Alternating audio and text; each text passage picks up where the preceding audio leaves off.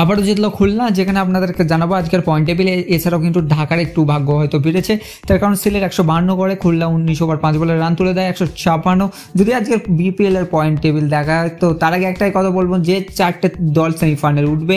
দেখি আপনারা কতজন কমেন্টে করেন। তো 1 নম্বরে অবশ্যই রংপুর আছে, যেখানে 9 ম্যাচ খেলে 16 পয়েন্ট।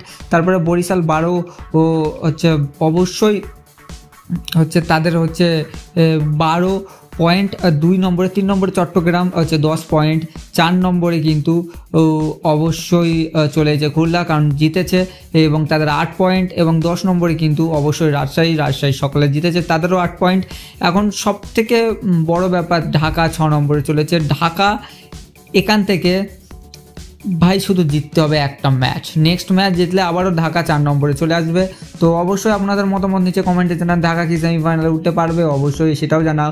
আর আপনাদের কেন বলছি ঢাকার ভাগ্য খুলছে, আজকে যদি সিলেট জিতে যেত, সিলেটের রান রেট ঢাকার থেকে ভালো, আর অন্যদিকে খুলনার রান রেট একটুখানি পিছিয়ে যে। আর নেক্সট ম্যাচ যদি ঢাকা জিতে যায়, দেন অবশ্যই ঢাকায় চলে যাবে একদম 4 নম্বরে। এখন অবশ্যই দেখার বিষয় যে শেষ পর্যন্ত কি হয়। ভিডিও যদি আপনাদের ভালো লেগে থাকে, লাইক করো, সাবস্ক্রাইব করো, শেয়ার করো, অ্যান্ড পরবর্তী ভিডিওতে আবার দেখা হচ্ছে।